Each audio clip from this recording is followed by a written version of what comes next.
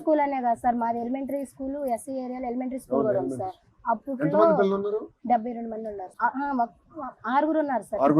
అప్పట్లో ముగ్గురే సార్, 5 క్లాసులకు 3 ఉంటే 6 ఉన్నారు సార్. ఇంకా రాని వాళ్ళు ఎవరైనా ఉంటే ఒకళ్ళు సపరేట్ గా వాళ్ళని తీసుకెళ్లి రాయటము చదవటం నేర్పిస్తున్నారు. 6 ఉన్నారు సార్. ఆ ఎలిమెంటరీ స్కూల్ కూడా చాలా బాగుంది. అంటే అది ఏం చేశానంటే అమ్మా, నేను మంత్రి అయిన వెంటనే అది కూడా చేశాను. ఈ ఎలిమెంటరీ స్కూల్ ఏమైందంటే గతంలో అనేక కారణాల వల్ల ఫస్ట్ నుంచి 5th వరకు ఉండేది ఒక టీచర్ ఉంది. ఇప్పుడు నేనంటే 40 పిల్లలు కనుక్కుంటే ఫస్ట్ ఫేజ్ లో 40 పిల్లలు కనుక్కుంటే ఒక క్లాస్ ఒక టీచర్. దాంతో సుమారుగా 10,000 పాఠశాలలు ఇప్పుడు ఒక క్లాస్ ఒక టీచర్. దానికి ఇంకో కారణం ఏంటంటే 16,000 మంది టీచర్ పోస్టులు మనం భర్తీ చేశారు కదా డిఎస్సి ద్వారా. దాంట్లో చాలా మంది వచ్చారు, వాళ్ళందరూ ఇప్పుడు దీనికి వెళ్తారు. మళ్ళీ ఇయర్ ఇంకొక 3,000 టీచర్ పోస్ట్. కోడిగుడ్లు బంగ్లా దగ్గర మేము టిక్కో నుంచి పిల్లలు వస్తారు సార్.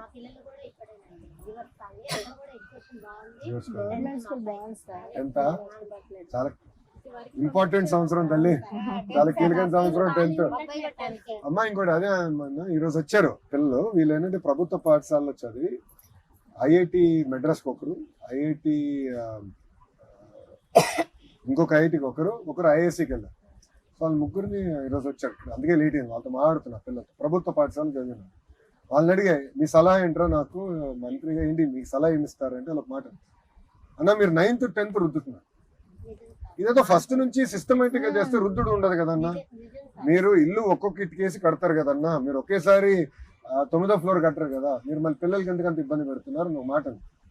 సో అప్పుడు అనిపించింది మనం ఫస్ట్ క్లాస్ నుంచి నీట్గా చదివి పిల్లలందరినీ లెర్నింగ్ అవుట్కమ్స్ మీద ఎక్కువ శ్రద్ధ పెట్టి పిల్లలు చదువుకుంది ఎంతవరకు ఎక్కింది, ఎంతవరకు వాస్తవాలకి దగ్గరగా దాన్ని అమలు చేయగలుగుతున్నారు అనేది తెలుసుకోవాలి. 2 లక్షల మంది నాకు టీచర్లు, 43,000 పాఠశాలలు. అది ఇంటేనే నాకు ఇప్పటికీ భయం వేస్తుంది. అంటే 43,000 పాఠశాలలో మధ్యాహ్నం భోజనం నడవాలి, బుక్స్ ఇవ్వాలి, యూనిఫామ్లు ఇవ్వాలి, టీచర్లు కరెక్ట్గా వెళ్తున్నారు లేదు చూడాలి, కరెక్ట్గా పాఠాలు చెప్తున్నారు లేదు చూడాలి, మరి పిల్లలు వస్తున్నారో లేదో చూడాలి, టీచర్లు వస్తున్నారు లేదో చూడాలి, మధ్యాహ్నం భోజనం క్వాలిటీ నాణ్యత ఉందో లేదో చూడాలి, గుడ్లు పెడుతున్నారు లేదో చూడాలి, ఆ క్వాలిటీ చూడాలి. నేను తీసుకునే ముందర ఇంత పెద్దదని అనుకోలే, చాలా పెద్ద సమస్య ఇది. జాగ్రత్తగా చేస్తే మార్పు తీసుకుని చేయాలి, బాగా సరదాగా చేయాలి. అమ్మ మీరు నమ్మరు, ఈసారి 106,000 మంది పిల్లలు ఉన్నారు ప్రైవేట్ నుంచి గవర్నమెంట్. మొదటి ఫస్ట్ టైం అనుకుంటా 106,000 వరకే ఉంది సార్ బంగ్లా దగ్గర. ఇప్పుడు 9th మా అబ్బాయితోనే 10th వచ్చారు. ఇప్పుడు జూనియర్ కాలేజెస్ ని బలోపేతం మళ్ళీ అది ఇంకెక్కడికి వెళ్ళకుండా మన దగ్గర. ఇంకా మీ సలహా చెప్పండి, ఇంకేం చేయాలి? నేను ఇంగ్లీష్ మీడియం మొత్తం బాగా చదువుతున్నారు. ఇంగ్లీష్ ఇప్పుడు మొత్తం బాగా చదువుతున్నారు, బాగా నేర్చుకుంటున్నారు. కానీ తెలుగు భాష మర్చిపోకూడదు. తెలుగు కూడా నేర్చుకుంటున్నారు. విద్యా వ్యవస్థ మెరుగుపరిచినాక ఏం చేయాలి చెప్పండి. మాట్లాడిన చెప్పండి, ఏం మాట్లాడలేదు రైట్ కొన్నారు.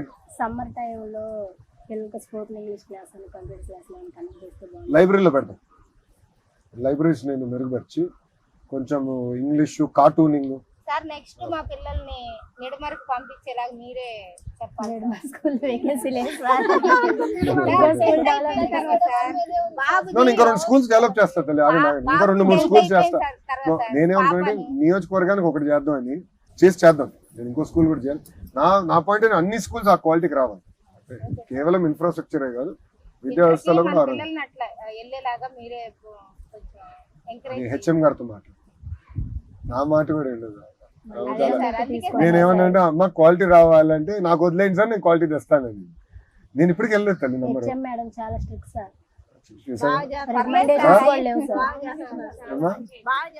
హెచ్ఎం గారా, నేను మేడం గారికి చెప్పా, అమ్మ తల్లి జాగ్రత్తగా చేయి, ఆంధ్ర రాష్ట్రం మొత్తం మీ వైపు చూస్తుంది, నేను అయితే నా పైన పడుతున్నాను, అటు అయితే నాకు వదిలేండి సార్ అని. ఇంకంతే. దాని తర్వాత స్కూల్ కూడా వెళ్ళలేదు తల్లి. ఇప్పటికి తల్లి జాగ్రత్త చూసుకొని వెళ్తా. కొంచెం గట్టి మేడం గారు చాలా ఫర్మ్గా ఉంటుంది, కొంచెం ఉండాలి తల్లి. హెచ్ఎం అనేది కొంచెం ఫర్మ్గా ఉంటే వ్యవస్థ సెట్ అవుతుంది. అది నా ఆలోచన. ఎక్కడ నిర్మల్లో చదువుతున్నారు? ఎంతమంది పిల్లమ్మా? 5గురా. ఎంతమంది అక్కడ చదువుతున్నారు?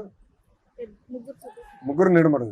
మిగతా 2 గుంటూరులో. ఇంకేం విద్యా వ్యవస్థకి చెప్పండి అమ్మా, ఫీడ్బ్యాక్ ఉందా? తల్లికి వందనంతో తల్లిదండ్రులు చాలా వరకు కాపాడుతున్నారు.